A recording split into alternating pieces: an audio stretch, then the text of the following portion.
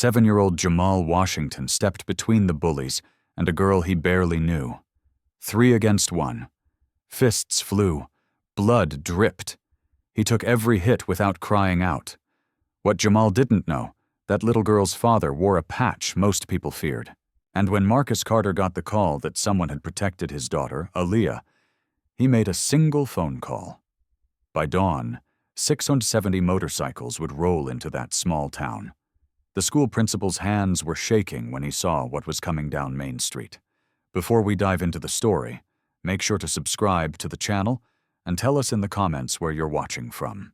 Your support means so much and helps us keep bringing you more amazing stories like this one. Jamal Washington wasn't the kind of kid who drew attention. At 7 years old, he was small for his age, the kind of boy who preferred sketching in his notebook during recess rather than joining the chaos of the playground. His third-grade classroom was his sanctuary, a place where being quiet wasn't a weakness, but simply who he was. He had a gift for noticing things others missed, the way light caught the edge of a desk, the pattern of cracks in the ceiling tiles, the loneliness in someone's eyes. That's how he first noticed Aaliyah Carter. It was a Thursday afternoon when he saw her sitting alone at the far end of the cafeteria table, her lunch untouched, her gaze fixed on nothing in particular. The next day, the same thing. And the day after that, 3 days of isolation that most kids wouldn't have registered. But Jamal saw it.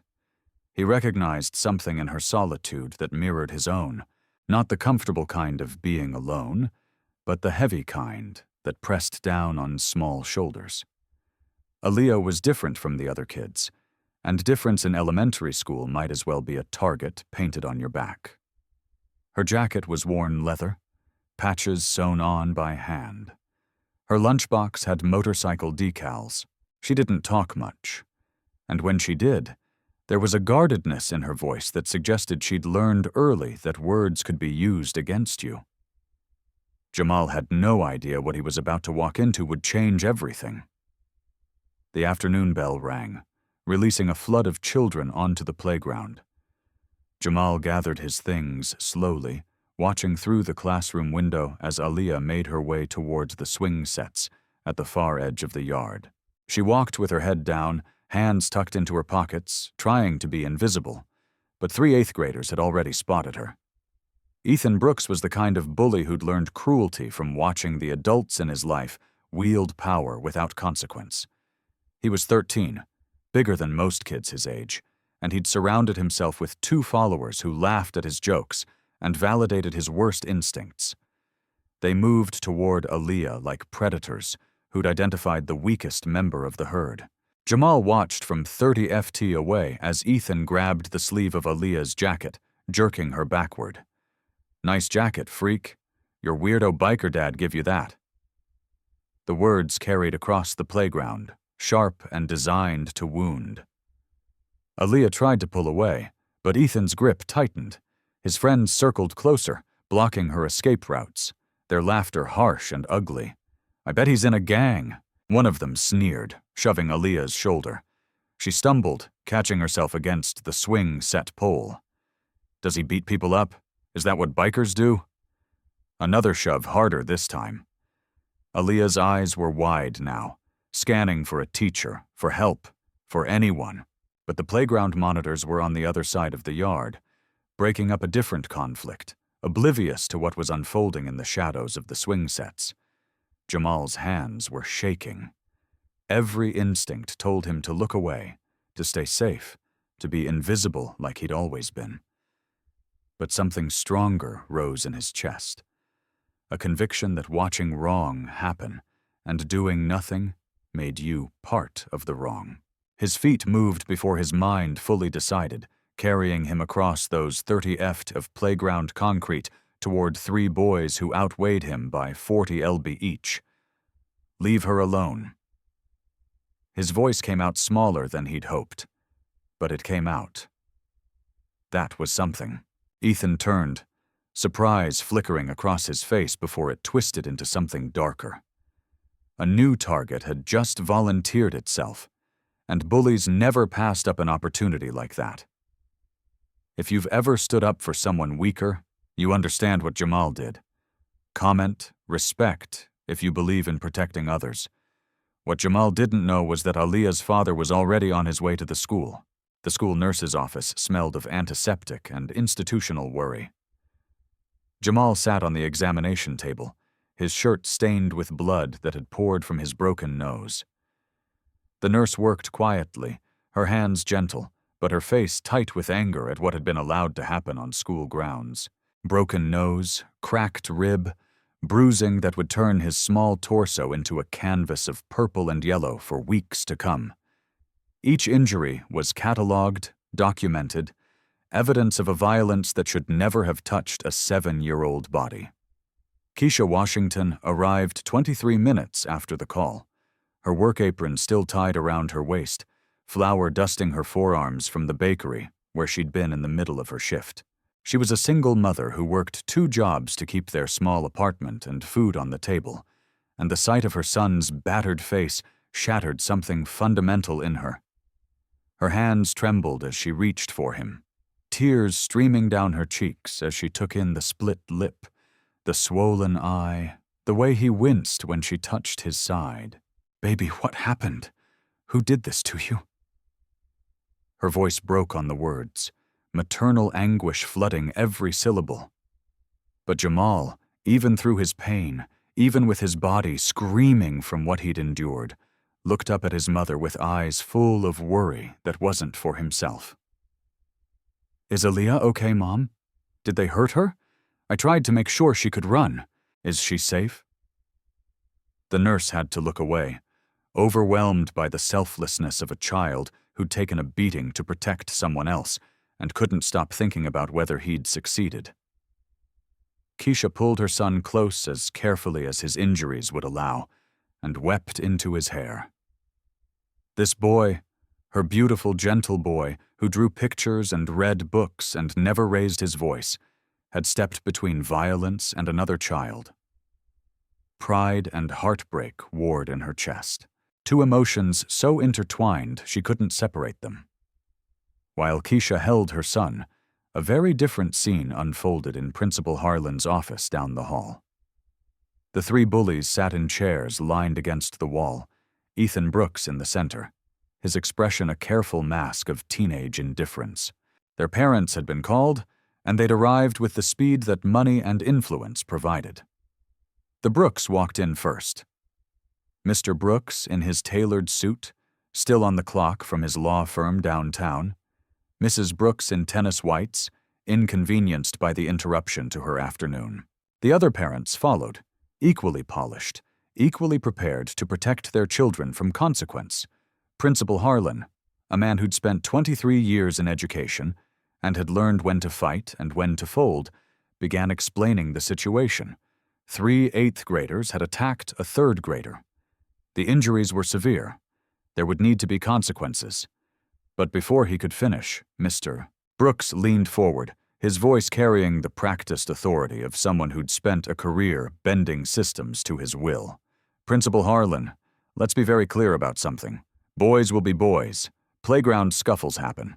If you're suggesting my son should face suspension or any permanent mark on his record over a schoolyard disagreement, I should inform you that my firm has handled several cases against this school district.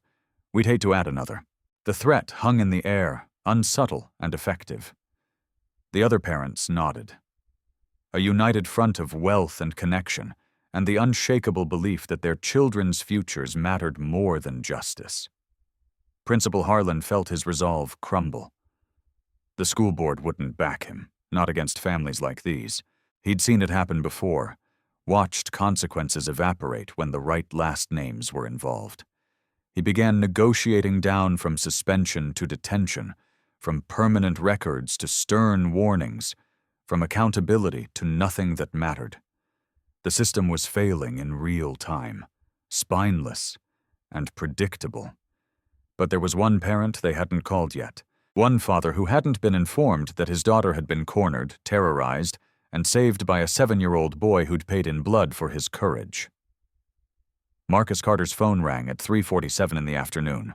He was in his garage, hands deep in the engine of a 1972 Harley, when he heard his daughter's voice crack through the speaker. Aaliyah was crying, the kind of sobbing that comes from fear finally released from a dam of emotions breaking all at once. "Daddy, a boy got hurt really bad because of me." Marcus's hands stilled on the engine. His voice, when he spoke, was calm in the way that dangerous men are calm when they're calculating their next move. "Tell me everything, Princess. Slow down. Tell me what happened." And Aaliyah did.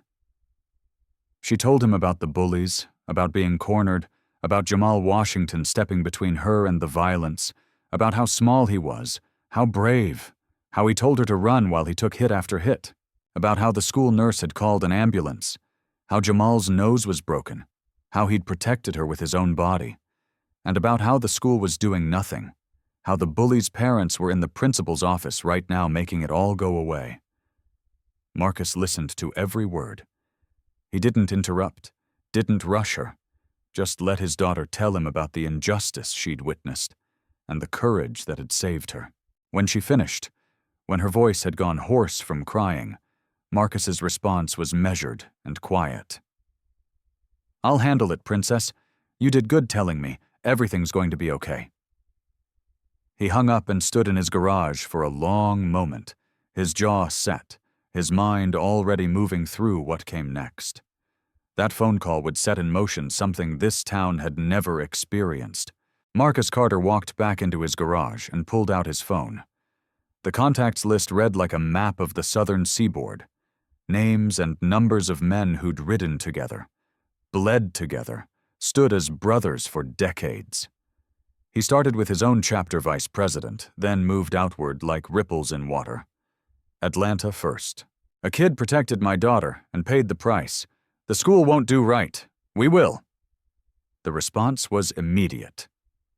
"How many do you need?" "All of them," Marcus said. "Every brother who can ride." Savannah was next, then Charleston, Birmingham, Nashville. Each call carried the same message, the same quiet fury, the same request. This wasn't about revenge.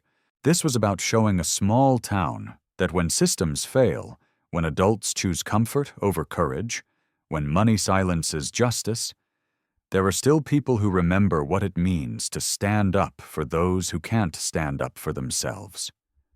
The word spread through the brotherhood like wildfire through dry grass. Chapter calling chapter brothers, reaching out to brothers. The network activating with a speed that came from years of loyalty and shared purpose. By midnight, 670 brothers had confirmed they were riding at dawn. From 5 states they would come, converging on a small Georgia town that had no idea what was about to roll down its main street. Bikes were being fueled, leathers were being pulled from closets, and men who worked construction and drove trucks and owned businesses and served as veterans were preparing to make a statement that couldn't be ignored. But before the dawn, before the thunder of 670 engines, Marcus had someone he needed to meet. He arrived at the Washington apartment that evening just as the sun was setting, his motorcycle rumbling to a stop outside their building. Keisha Washington opened the door with Jamal behind her, the boy's face a patchwork of bruises and bandages. Keisha's expression was guarded, wary. She'd seen the news, heard the stories, knew the reputation that came with the patches Marcus wore. Her instinct was to protect her son, and this man represented a world she'd been taught to fear.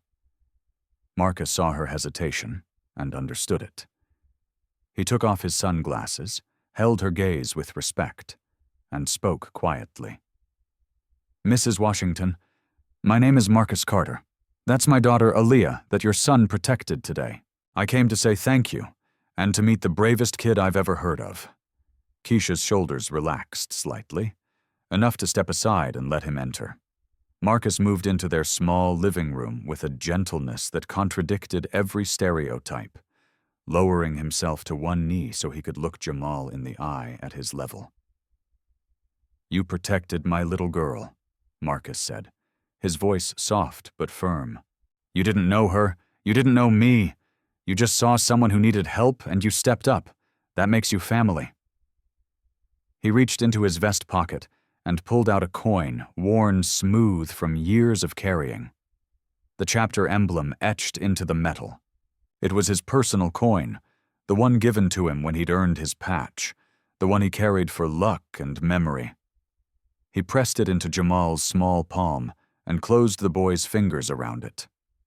Real courage isn't about being big or strong. It's about doing what's right when everything tells you to walk away. You've got more courage in this little body than most grown men I know. Jamal looked down at the coin, then up at Marcus, and something passed between them that transcended words. Recognition, respect, the understanding that character isn't measured in size or age, but in the choices we make when it costs us something. Marcus stood and turned to Keisha. Tomorrow morning, we're visiting the school.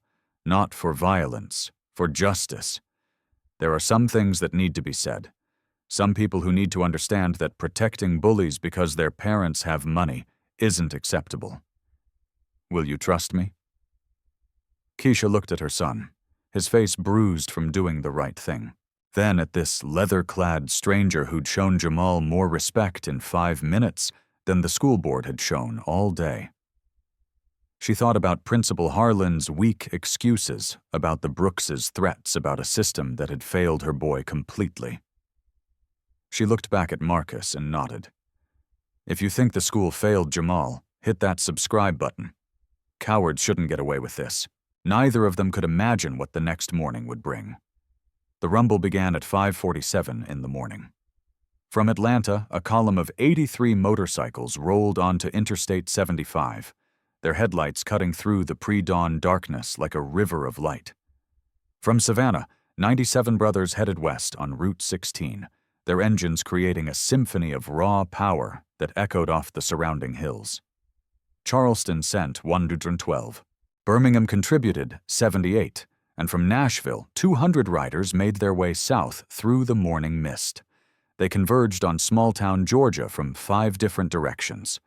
A coordinated movement of 670 motorcycles that transformed quiet highways into thoroughfares of purpose. Gas station attendants along the routes stopped mid-transaction to watch as wave after wave of Hell's Angels passed through. At a truck stop outside Macon, a young clerk counted 19 groups of bikes before she lost track. Each cluster maintaining careful formation, each rider focused and deliberate. State police monitoring the movements radioed back and forth, tracking the convergence. But there were no laws being broken, no speeding, no reckless driving, just an overwhelming force moving with military precision toward a single destination. Most people assumed 670 bikers means violence. They were about to learn something different. Principal Harlan arrived at school at 7:15 for what he believed would be a normal Tuesday. He parked in his reserved spot, coffee in hand, already mentally preparing for the parent-teacher conferences scheduled for later that week. He was halfway to the entrance when he heard it, the distant growl of a motorcycle engine, then another, then 10 more. He turned toward the sound, his coffee cup frozen halfway to his lips, and watched as the first bikes appeared at the end of the street. Then 50 more materialized behind them, then 100, then the entire street filled with motorcycles, a sea of chrome and leather stretching 3 blocks in every direction. The rumble was deafening now, not chaotic, but controlled, powerful in its unity. Harlan's face went white. His coffee cup slipped from his fingers, splashing onto the pavement in a dark stain he didn't notice. With shaking hands, he pulled out his phone and called the superintendent. "We have a situation," he said, his voice barely above a whisper. Then he called the police. "I need officers at the school now. There are hundreds of them." But the officers who arrived took one look at the scene and radioed back that there was no disturbance, no threat, no laws being violated, just presence.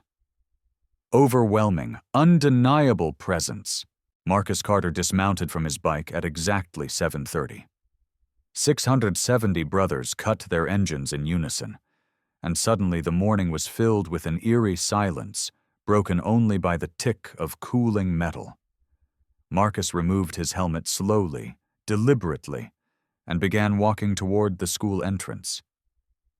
Behind him stretched a formation that looked like something out of a dream or a nightmare, depending on which side of justice you stood on. Leather vests adorned with patches, American flags mounted on handlebars. Men of every age and background united by a code that valued loyalty, honor, and protection of the innocent above all else. The scene was surreal. No one was shouting. No one was threatening. There was no aggression in their postures, no violence in their eyes. Just an absolute, unshakable presence that communicated a simple message. We are here. We are watching. And things are about to change. Students arriving for school stopped on the sidewalks, mouths open in awe. Teachers froze in their tracks. Parents getting out of their cars stood paralyzed, uncertain whether to protect their children or simply witness what was unfolding. Marcus reached the school's front steps and stopped. He didn't need to say anything yet. The silence spoke volumes. 70 sets of eyes watched Principal Harlan standing in the doorway, watched the police officers standing uncertainly at the perimeter, watched the community realize that the comfortable order they'd maintained was about to be disrupted. What happened next would be talked about for decades. Marcus's voice, carried across the morning air, calm and unshakable. Principal Harlan, I'd like to request a school-wide assembly. We have something important to discuss with your students and staff. It wasn't really a request, and everyone present understood that. Harlan looked at the 670 men standing in perfect formation, looked at the police officers who'd made it clear they wouldn't intervene in a peaceful gathering, and realized he had no choice. He was terrified, his hands trembling as he pulled out his keys to unlock the main doors.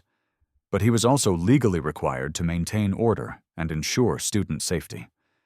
An assembly controlled and contained was better than the alternative his panicked mind was imagining. The gymnasium filled in a way it had never filled before. Students filed in their conversations hushed and uncertain, eyes wide as they took in the scene unfolding around them. Teachers gathered in nervous clusters, unsure of their role in whatever was about to happen. And then the bikers entered 670 strong, lining the walls of the gymnasium, and rose 3 deep. They stood with military bearing, hands clasped in front of them, faces serious but not threatening. The image was surreal and powerful, a basketball court surrounded by leather and patches.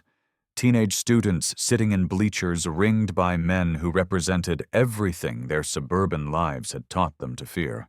Jamal and Keisha Washington were escorted to front row seats. A position of honor that Principal Harlan hadn't authorized but didn't dare challenge. Keisha held Jamal's hand tightly, her other arm wrapped protectively around his shoulders. The boy's bruised face served as a silent testament to why they were all there, a living reminder of courage and consequence. Marcus Carter walked to the center of the gymnasium floor. He didn't need a microphone. His voice carried naturally, trained by years of speaking to large groups in open spaces. The room fell into absolute silence. Hundreds of people holding their breath, waiting to understand what this moment meant. Marcus's voice, when he spoke, was firm but measured, the tone of a man who'd thought carefully about every word he was about to say. My name is Marcus Carter. I'm Leah Carter's father. 3 days ago, my daughter was cornered by 3 8th-grade boys on your playground. They mocked her, pushed her, terrorized her because she was different, because her family was different, and a 7-year-old boy named Jamal Washington, who barely knew my daughter, stepped between her and those bullies. He told them to leave her alone. And for that act of courage, for that moment of standing up when every adult here failed to, he was beaten, broken nose, cracked rib, bruises that will take weeks to heal. Marcus paused, letting the weight of those words settle over the assembly. Jamal showed more courage in that moment than the adults in charge of protecting him.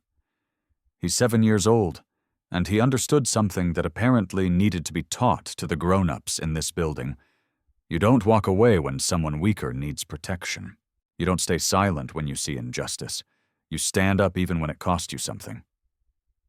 His gaze swept across the gymnasium, landing briefly on Principal Harlan, on the teachers who'd been inside while Jamal was bleeding outside, on the students who'd watched and done nothing. Yesterday, the parents of those 3 bullies came to this school. They threatened lawsuits. They invoked their connections and their wealth. They made it clear that their sons would face no real consequences for what they did. And this school, this institution that's supposed to teach children about right and wrong, folded it. Boys will be boys, they said. Just a schoolyard scuffle. They said the bullies got detention. Jamal got an ambulance. Remember that phone call from Aliyah? This is why Marcus made it. The truth needed to be spoken in a room where everyone had to listen, where the comfortable lies couldn't survive in the face of 670 witnesses who'd ridden through the night to stand for something that mattered. The school board chose power over principle, Marcus continued. They chose protecting wealthy families over protecting a child who demonstrated the kind of character they claimed to be teaching. That ends today. His voice hardened slightly, not with threat, but with absolute conviction. But we're not here for revenge. We're not here for violence. We're here to show Jamal and every kid in this school who's ever been bullied, who's ever felt alone, who's ever wondered if doing the right thing matters. We're here to show you that it does. Nobody expected what came next. Marcus reached into his vest and pulled out an envelope, holding it up for the assembly to see. The Brotherhood has established a scholarship fund for Jamal Washington. We're putting him through college, full ride, every penny, from elementary school support through his bachelor's degree. Because courage like his deserves to be rewarded, deserves to be celebrated, deserves to be given every opportunity to flourish. The gymnasium erupted in whispers, students turning to each other in disbelief, teachers exchanging glances of shock. But Marcus wasn't finished. We're also donating $50,000 to this school's anti-bullying program. Another wave of murmurs rolled through the crowd, but Marcus's next words cut through them like a knife. With one condition, real consequences for bullies, regardless of how much money their parents have. Zero tolerance means zero tolerance. If you assault another student, you face suspension, expulsion if warranted, and legal consequences were appropriate. Your last name doesn't buy you immunity. Your father's law firm doesn't erase what you did. Actions have consequences, and it's time this school remembered that. If you believe actions should have consequences, comment justice. Bullies need to know the world is watching. Marcus's voice cut through the gymnasium one more time, and this time there was steel beneath the measured tone. Ethan Brooks, step forward and bring your 2 friends with you. The 3 8th graders who'd been sitting in the bleachers trying to disappear into the crowd felt 670 sets of eyes turn toward them simultaneously. The weight of that attention was crushing, inescapable. They stood on shaking legs and made their way down to the gymnasium floor, each step feeling like a walk through fire. They stood before Marcus, 3 boys who suddenly looked very small despite being 13 years old. Despite outweighing Jamal Washington by 40 dantawudum each, Marcus didn't raise his voice. He didn't need to. The silence in that gymnasium was absolute, every person present leaning forward to hear what would happen next. You hurt someone weaker because you could, Marcus said, his words direct and unadorned. You saw a little girl who was different, who couldn't fight back, and you decided to make her suffer for it. When a 7-year-old boy stepped up to protect her, you beat him bloody. That doesn't make you strong. That doesn't make you tough. That makes you a coward. The word hung in the air like an indictment. Ethan Brooks's face flushed red, but he couldn't look away from Marcus's steady gaze. We're a brotherhood because we protect the weak, Marcus continued. We stand up for people who can't stand up for themselves. We use whatever strength we have to make sure the vulnerable are safe. That's what real men do. That's what real strength looks like. What you did, that's what weakness looks like. That's what happens when you have power, but no character. The education was brutal in its simplicity. Each word stripping away the bravado and excuses these boys had wrapped themselves in. They stood there exposed and accountable in a way they'd never been before. And the discomfort radiating from them was palpable. For everyone watching, especially those who'd been bullied themselves, there was a deep satisfaction in seeing the tables turned in watching power used not for cruelty, but for justice. "Now you're going to apologize to Jamal," Marcus said in front of everyone here. "And it's going to be real because 670 men just rode through the night to make sure you understand that what you did matters." He gestured toward Jamal, still sitting in the front row beside his mother, his bruised face a testament to his courage. The three boys turned toward him, and for a long moment, no one moved. Ethan opened his mouth, but before he could speak, his father's voice cut through from somewhere in the crowd. "Now wait just a minute, mister." Brooks was pushing his way forward, his lawyer instincts kicking in, ready to protect his son from this public humiliation. But he stopped mid-sentence when 670 bikers shifted their attention to him. There were no words, no threats, just a collective look that communicated everything that needed to be said. Mr. Brooks's face went pale, and he took a step backward, then another, melting back into the crowd in silence. Ethan turned back to Jamal, and this time when he spoke, the words came from a place of genuine fear that had cracked open something resembling remorse. "Jamal, I'm sorry. What I did was wrong. You were trying to help Aaliyah, and I hurt you. For it. I'm sorry." His voice shook, and tears were forming in his eyes. Fear has a way of teaching respect when nothing else will. And in that moment, standing before a child he'd brutalized, and 670 men who'd made it clear that such behavior would never go unanswered again, Ethan Brooks understood consequences for perhaps the first time in his privileged life. The other two boys followed, their apologies equally shaken, equally genuine. Jamal nodded slowly, accepting their words with a dignity that belied his 7 years. There was catharsis in the moment, a sense of justice being served not through violence, but through accountability, through the simple but powerful act of making wrongdoers face what they'd done in front of a community that refused to look away. But Marcus wasn't done yet. He turned his full attention to the three boys, his voice dropping lower, more personal. "You have two choices from this moment forward. You can learn from this. You can become better. You can prove that you're more than your worst moment.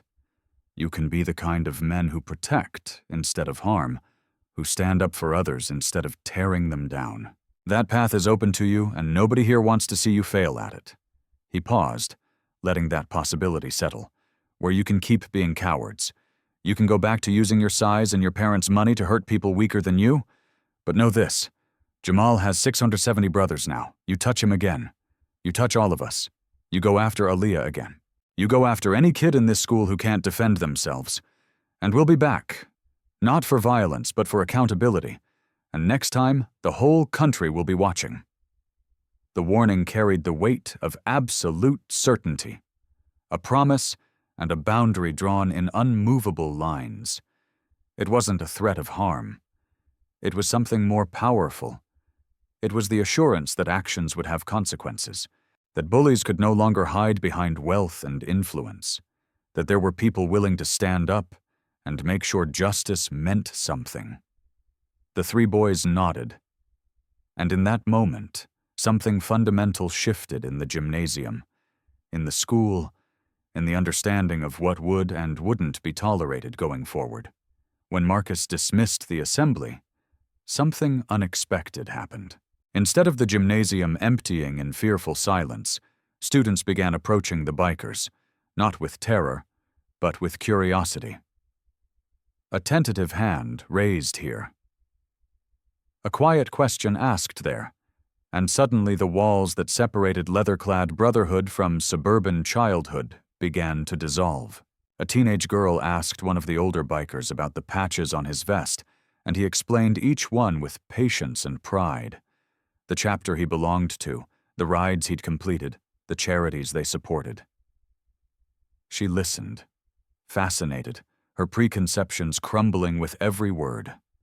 A group of middle school boys gathered around a veteran who wore his military service patches alongside his club colors. He told them about serving overseas, about what brotherhood meant when your life depended on the person next to you, about bringing those values home and finding them again in the motorcycle community. His voice was gentle but firm, and the boys hung on every word, seeing for perhaps the first time that strength and kindness weren't opposites, but companions. Fathers in the club talked about their own children, about why they dropped everything to ride through the night for a 7-year-old they'd never met. "Because that's what you do," one of them said simply. "You protect family." And when a kid shows that kind of courage, he becomes family. Teachers who'd stood frozen in fear an hour earlier now found themselves in conversations that challenged everything they'd assumed. A history teacher learned that the man she was talking to held a master's degree and taught at a community college. A guidance counselor discovered that another brother ran a youth mentorship program in Atlanta. The stereotypes that had filled the gymnasium when those 670 bikes first arrived were crumbling in real time, replaced by something more complex and human. The understanding that people couldn't be reduced to their appearance, that brotherhood meant something deeper than danger, that the patches and leather represented a code of honor that many had forgotten existed. Aaliyah Carter stood beside her father, watching the transformation with wide eyes. Jamal Washington, still hurting but no longer alone, found himself surrounded by bikers who wanted to shake his hand to tell him he'd done good, to make sure he understood that his courage mattered. The gymnasium had become something entirely different from what it had been an hour before. Not a place of confrontation, but of connection. Not a battlefield, but a bridge between worlds that had never tried to understand each other. Outside the school, local news vans began arriving. Cameras rolled as reporters tried to make sense of what they were witnessing. They'd expected a story about intimidation, about a biker gang descending on a school in force. What they found instead was harder to categorize and far more compelling. By evening, the story had gone regional. Georgia news stations leading with footage of Jamal Washington surrounded by protective brothers, of Marcus Carter explaining the scholarship fund, of a community being forced to confront its failure to protect a child. By the next day, it had gone national. Major networks picked it up, and the narrative that emerged wasn't what anyone had anticipated. The headlines didn't read, "Biker gang invades school." They read, "Community stands up for bullied child." They read, "670 Hells Angels ride to honor 7-year-old hero." They read, "When systems fail, brotherhood steps in." The story captured something people were hungry for, proof that ordinary acts of courage still mattered, that there were still people willing to stand up when institutions failed, that justice didn't always come from the top down, but sometimes rolled in on 670 motorcycles from 5 different states. The power of so many showing up for one small boy resonated across the country, sparking conversations about bullying, about accountability, about what it really means to protect the vulnerable. But the real change was just beginning. The school board convened an emergency meeting 72 hours after 670 motorcycles rolled away from their campus. The national attention had transformed a local incident into a PR nightmare that couldn't be managed away with carefully worded statements and quiet settlements. Parents were calling. The superintendent's office was flooded with emails. News crews were still camped outside the school gates. Something had to change, and it had to change visibly. New anti-bullying policies were drafted and approved within a week. Mandatory teacher training was scheduled. Not the perfunctory workshops they'd done before, but comprehensive programs about recognizing abuse, intervening effectively, and creating cultures of accountability. The zero-tolerance policy was rewritten with teeth in it. Explicit language that consequences would apply to all students, regardless of family status, wealth, or connections. No more boys will be boys. No more looking the other way because a parent threatened legal action. Principal Harlan, who'd spent 23 years in education but had failed the most basic test of protecting a child, was quietly reassigned to an administrative position where he'd never oversee students again. The changes were systematic, documented, and irreversible, carved into policy by the glare of national scrutiny and the knowledge that 670 witnesses were watching to see if words became actions. When Jamal Washington returned to school 2 weeks after the assembly, something fundamental had shifted in him. The bruises were fading, yellow now instead of purple. But the real change wasn't physical. He walked differently, not with arrogance, but with a quiet confidence that came from being seen, from being valued, from understanding that his courage had mattered. He no longer kept his eyes down in the hallways. He no longer tried to make himself invisible. Aaliyah Carter became his best friend. Their bond forged in that moment on the playground when he'd chosen to stand between her and harm.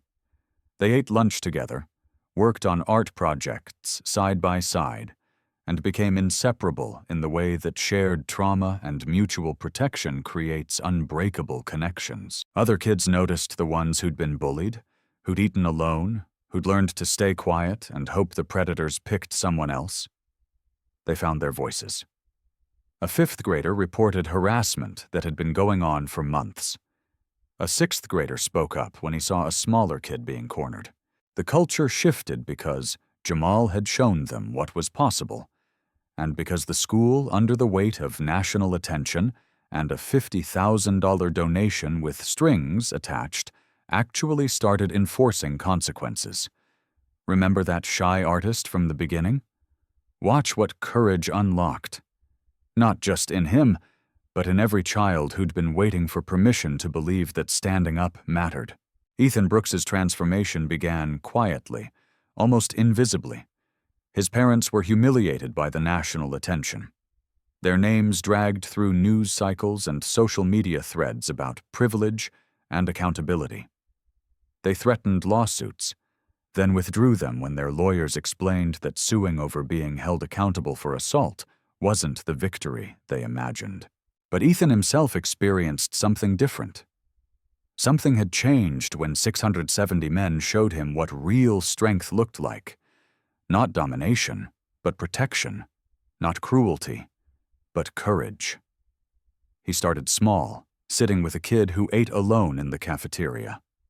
Nothing dramatic, just choosing a different table one day and striking up a conversation about video games, stopping his friends mid-sentence when they started mocking another student's clothes, saying quietly, "That's not cool, man.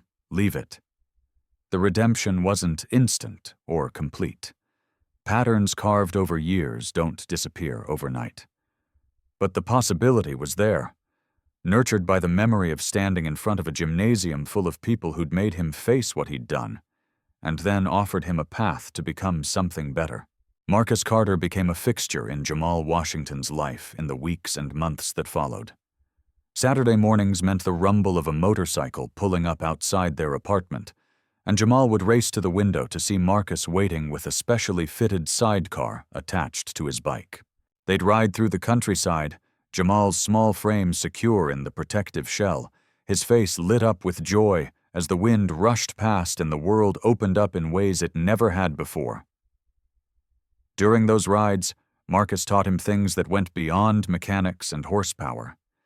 He taught him about brotherhood, how it meant showing up when someone needed you, how it meant protecting those who couldn't protect themselves, how it meant being accountable to something larger than your own comfort.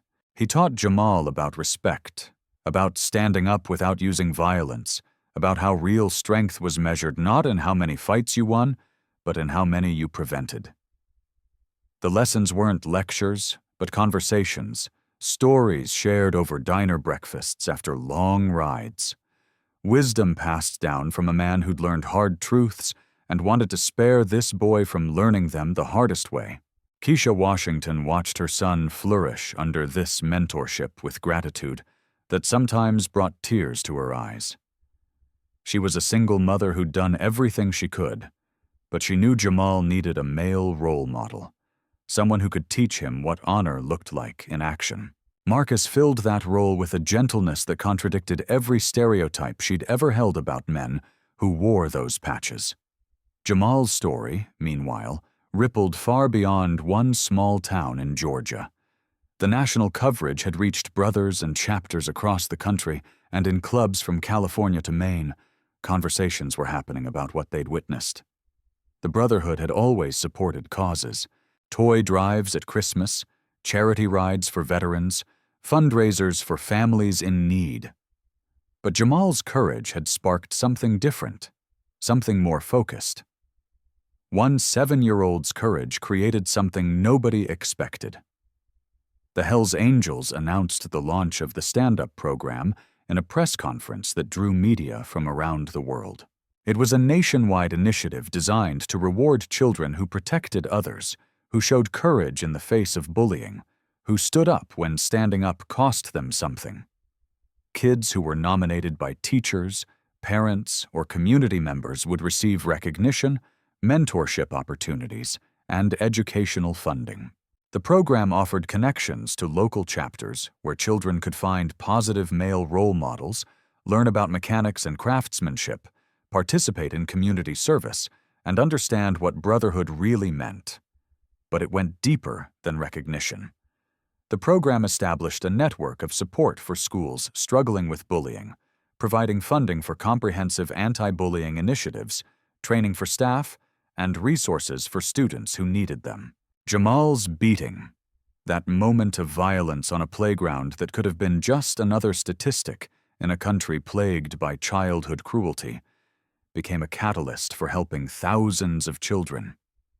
His pain was transformed into purpose. His courage multiplied across communities that needed exactly the message his story carried. That one person standing up could change everything. That adults had a responsibility to protect the vulnerable. That justice mattered even when it was inconvenient for powerful people. If you believe one person can make a difference, share this video. Jamal's story needs to reach every kid who feels alone. 6 months after 670 motorcycles first rolled into town, they came back. But this time, everything was different.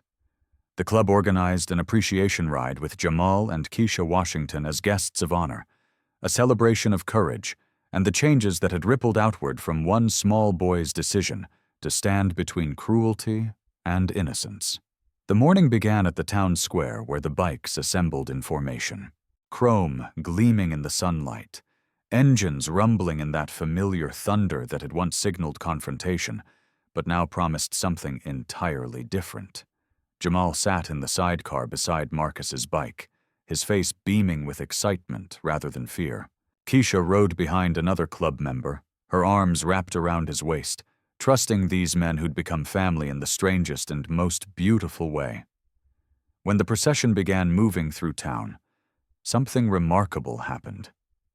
People lined the streets, not hiding behind locked doors as they had that first morning, but standing on sidewalks and waving, cheering, holding signs that read, "Thank you, and we stand with Jamal, and real courage lives here." Children sat on their parents' shoulders to get a better view. Store owners stood in their doorways applauding. The same community that had feared the patches 6 months ago now understood what they represented. Protection, honor, accountability, and a refusal to let the vulnerable suffer in silence. The town had been transformed not just by policy changes in the school board meetings, but by a fundamental shift in understanding about what strength really meant and who deserved their respect. The ride culminated at the park where the Brotherhood had organized a community gathering. Families spread blankets on the grass. Food trucks lined the perimeter, Music played from speakers as children ran between the parked motorcycles, no longer afraid, but fascinated, asking questions, and getting patient answers from men who'd taken an oath to protect rather than harm. It felt like a festival, a celebration of healing and hope, and the power of showing up when it mattered most. Marcus called Jamal to the center of the gathering, and the crowd fell silent from a bag he'd carried with him. Marcus pulled out a vest, small, sized perfectly for a 7-year-old, black leather worn soft with care. It wasn't a club patch, not the kind earned through years of riding and proving yourself to brothers, but it was something more meaningful in its own way. Across the back, embroidered in silver thread, were the words, "Protected by 670 brothers." Marcus knelt down to Jamal's level, his weathered hands gentle as he held the vest open. "You showed us courage first, kid," he said, his voice thick with emotion that he didn't try to hide. "You didn't know who Aaliyah's dad was. You didn't know anyone was coming to back you up.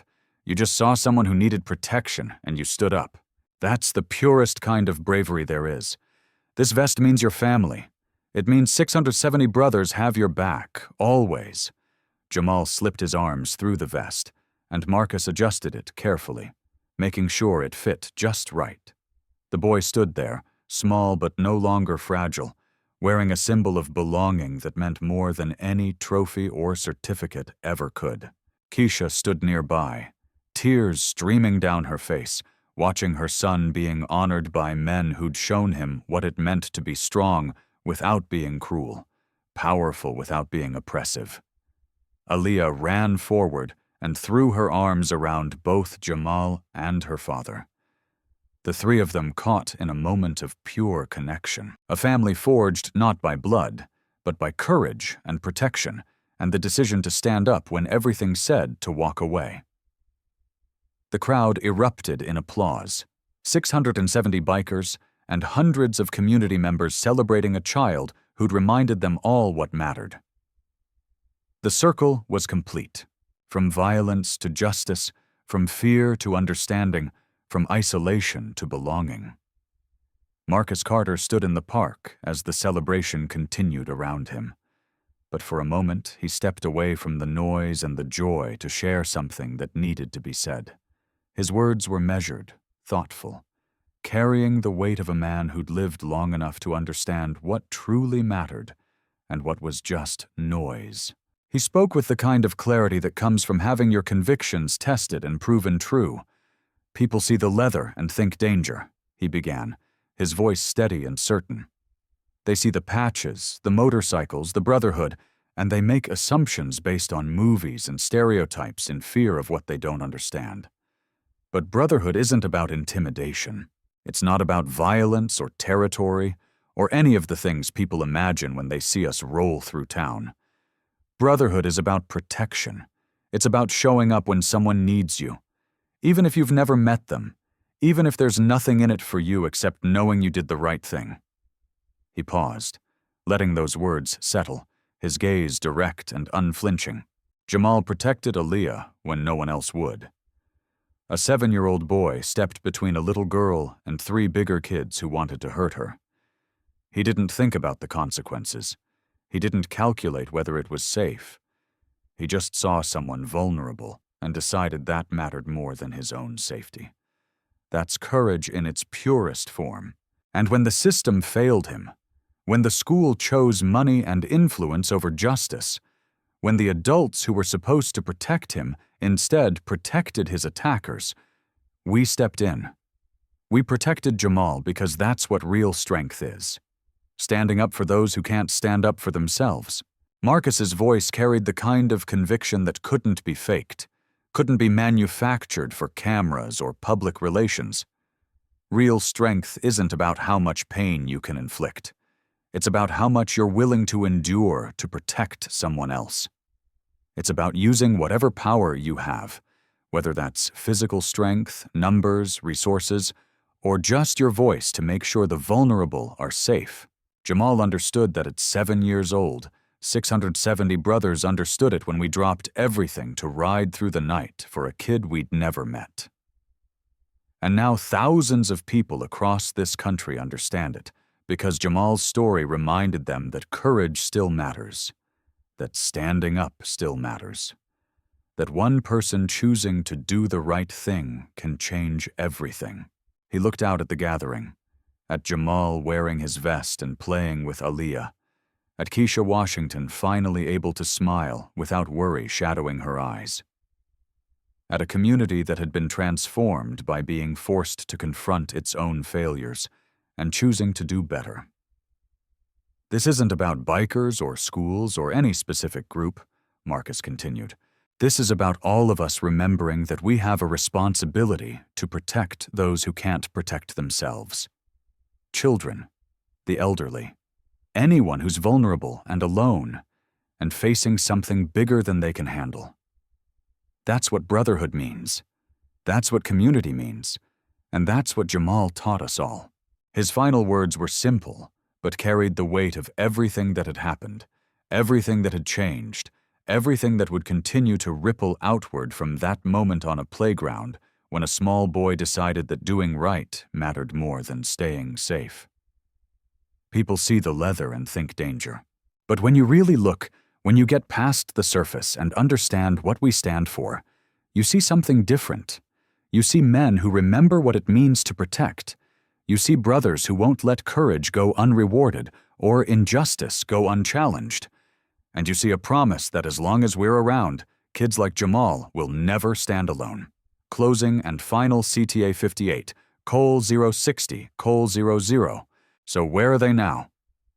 Jamal Washington is 13 years old, thriving in middle school where he's known not as the kid who got beaten, but as the kid who stood up. He's an honor student with a particular talent for art. His sketches now filling notebooks with images of motorcycles and brotherhood and moments of courage he's witnessed or imagined. He's still best friends with Aaliyah Carter, their bond unbreakable after all these years. Two kids who understand what it means to protect each other, no matter the cost. Keisha Washington still works hard, but the scholarship fund has lifted a weight from her shoulders, giving her son opportunities she could never have provided alone. And she watches him grow with pride that sometimes overwhelms her. Ethan Brooks, now 19, volunteers with the stand-up program, mentoring younger kids who remind him of who he used to be. Angry, privileged, using power without understanding responsibility. He talks to them about the day 670 bikers showed him what real strength looked like, about standing in front of a gymnasium full of people who'd held him accountable when no one else would. He's studying social work at community college, trying to become the kind of person who prevents the harm he once caused. Redemption is a long road, but he's walking it. The school's bullying incidents have dropped 78% in the 6 years since that morning when motorcycles filled the streets. The policies implemented under national scrutiny have teeth. And more importantly, the culture changed. Kids learned that standing up mattered, that adults would actually protect them, that courage was rewarded rather than punished.